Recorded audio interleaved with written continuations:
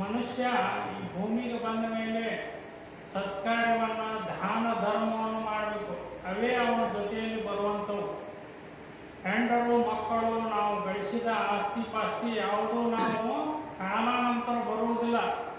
ಯಾವುದು ಬರ್ತದೆ ನಮ್ಮ ಹಿಂದಂದ್ರೆ ದಾನ ಧರ್ಮ ಪರೋಪಕಾರ ಇದೇ ನಮ್ಮ ಹಿಂದೆ ಬರ್ತದೆ.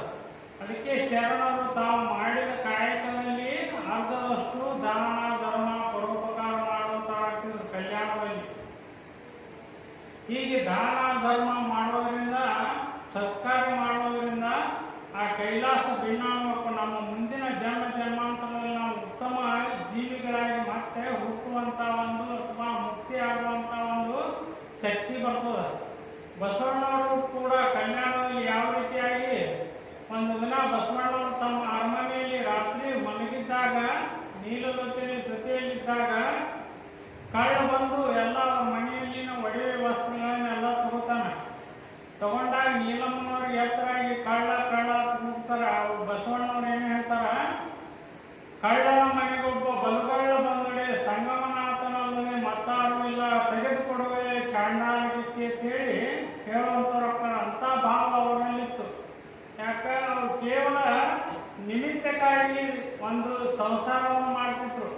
ಯಾವ ರೀತಿಯ ಧನ ಧಾನ್ಯ ಒಂದು ಬಂಗಾರ ಬೆಳ್ಳಿ ಮುತ್ತು ರತ್ನ ವಜ್ರ ಒಡವೆ ಅವು ಯಾವಕ್ಕೂ ಮೇಲೆ ಆಸೆ ಇಟ್ಟಿದ್ದಿಲ್ಲ. ಅವರು ಸುಮ್ಮ ನಿಮಿತ್ತಕ್ಕೆ ಮಾತ್ರ ಮಾಡ್ತಿದ್ರು. ಒಮ್ಮೆ ಕರ್ಣ ಅರ್ಜುನರು ಕೂಡ ದಾನಿಗಳಲ್ಲಿ ಯಾರು ಶ್ರೇಷ್ಠ ಅಂದ್ರೆ ಕರ್ಣ ಅಂತ ಹೇಳ್ತಾರೆ. ಅದು ಒಂದು ದೃಷ್ಟಾಂತ ಬರ್ತದೆ. ಒಮ್ಮೆ ಇಂದ್ರ ಒಂದು ಪರೀಕ್ಷೆ ಮಾಡಬೇಕಿತ್ತ. 106 ವರ್ಷದ ವೃದ್ಧ 80-90 ವರ್ಷದ ಒಬ್ಬ ಮುಪ್ಪಾಲ್ ಮುದುಕನಾಗಿ ಬಡಿಗೆ ಹಿಡ್ಕೊಂಡು ಮೊದಲು ಅರ್ಜುನ ಮಾತ್ರ ಬರ್ತಾನೆ. ಬಂದಾಗ ಅರ್ಜುನ ಏನು ಬೇಕು ಕೇಳ್ರಿ, ನಿಮಗೆ ಮುತ್ತು ರತ್ನ ವಜ್ರ ವೈಡೂರ್ಯ ಹಣ ಏನು ಬೇಕಾದ್ರೂ ಕೊಡ್ತೀನಿ ಅಂತ ಹೇಳಿದಾಗ ನಾನು ಇನ್ನೂ 15 ದಿವಸ ಬಿಟ್ಟು ಬರ್ತೀನಿ, ಆವಾಗ ನಾನು ಬೇಡ್ತೀನಿ, ಬೇಡಿದ್ದು ಕೊಡಬೇಕಂದಾಗ ಆಗಾಯ್ತು ಬಯಲಕ್ಕೆ ಹೇಳ್ತಾನೆ. ಮುಂದೆ ಕರ್ಣನ ಹತ್ರ ಬರ್ತಾನ. ಕರ್ಣನು ಕೂಡ ದಾನಿನೇ ಅಲ್ಲ. ಅವ ಮುತ್ತು ರತ್ನ ವಜ್ರ ವೈಡೂರ್ಯ ಏನು ಬೇಕು ನೀವು ಕೇಳ್ರಿ ಅಂತ ಹೇಳಿದಾಗ ನಾ ಇನ್ನೂ 15 ದಿವಸ ಬಿಟ್ಟು ಬರ್ತೀನಿ, ಆವಾಗ ನಾವು ಬೇಡಿದ್ದು ಕೊಡಬೇಕಂತ ಹೇಳಿ ಕರ್ಣನಿಗೂ ಕೂಡ ಹೇಳುವಂತವನಕ್ಕನ. ಅವಾಗ ಮುಂದೆ ಧಾರಾಕಾರವಾಗಿ 15 ದಿವಸ ಧಾರಾಕಾರವಾಗಿ ಮಳೆ ಬೀಳ್ತದೆ. ಮಳೆ ಬಿದ್ದಾಗ ಒಂದು ಅರ್ಜುನ ಹತ್ರ ಬರ್ತಾನ ಒಂದು ಇಂದ್ರ.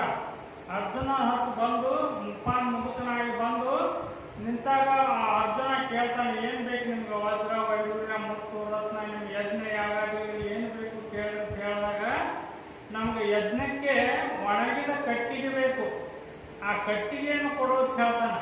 ಹೇಳಿದಾಗ ಎಲ್ಲ ಧಾರಾಕಾರ ಮಳೆ ಬಂದು ಎಲ್ಲಿ ಒಣ ಕಟ್ಟಿಗೆ ಇದ್ದಿದ್ದಿಲ್ಲ, ಎಲ್ಲ ತೊಯ್ದು ಹಸಿಯಾಗಿ ಬಿಟ್ಟಿತ್ತು. ಆವಾಗ ಅರ್ಜುನಿಗೆ ಏನು ತಿಳಿಲಾರದೆ ಕೊಡಲಿಕ್ಕೆ ಶಕ್ತನಾಗಿಲ್ಲ, ಇಲ್ಲ ಅಂದ್ಬಿಟ್ಟ. ಮುಂದೆ ಆ ವೃದ್ಧರಾದಂಥ ವಯಸ್ಸಾದಂಥ ಋಷಿ ಮುಂದೆ ಕರ್ಣನ ಹತ್ರ ಹೋಗ್ತಾನೆ.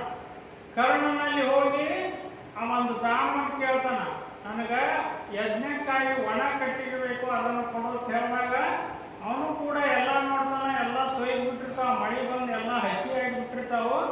ಅವಾಗ ವಿಚಾರ ಮಾಡ್ತಾನೆ, ಇಲ್ಲ ಮಾಡೋದಿಲ್ಲ. ದಾನಸೂರ್ ಕರ್ಣವ ತನ್ನ ಅರಮನೆ ಇದ್ದಂಥ ಜಂತಿಗಳನ್ನೇ ಕಡಿದು ಆ ಒಣ ಕಟ್ಟಿಗೆಯನ್ನು ಆ ಋಷಿಗೆ ಕೊಡುವಂಥವನಕ್ಕನ. ಅದಕ್ಕಾಗಿ ದಾನದಲ್ಲಿ ಒಂದು ಕರ್ಣ ಮಹಾಪ್ರಸಿದ್ಧನಾಗ್ಯಾನ. ನಾವು ಮನಸ್ಸು ಮಾಡಿದರೆ ಏನು ಬೇಕಾದರೂ ಕೊಡ್ಬೋದು. ಕೊಡುವ ಭಾವ ಇರ್ಲಿಕ್ಕಂದ್ರೆ ಇಲ್ಲ ಅಂತ ಹೇಳ್ಬೋದು. ಆದರೆ ಕೊಡಬೇಕನ್ನೋ ಭಾವ ಇತ್ತಂದ್ರೆ ನಾವು ಯಾವುದೇ ಒಂದು ದಾರಿ ನಮಗೆ ಸಿಗ್ತದೆ. ಅದಕ್ಕೆ ಸಿರಿಬಂದ ಕಾಲಕ್ಕೆ ಕರೆದ ದಾನ ಮಾಡಿ ಪರಿಣಾಮಕ್ಕೂ ಪದವಕ್ಕೂ ಕೈಲಾಸ ಭಿನ್ನಾಮಕ್ಕೂ ಸರ್ವಜ್ಞ ಅಂತೇಳಿ ಯಾವ ರೀತಿ ನಾವು ಜೀವನದಲ್ಲಿ ದಾನ ಧರ್ಮ ಪರೋಪಕಾರ ಮಾಡಿದ್ದೇ ಆದರೆ ನಮ್ಮ ಮುಂದಿನ ಜೀವನ ಸುಖಿ ಆಗುವಂಥದ್ದಾಗ್ತದೆ. ಇಲ್ಲಿ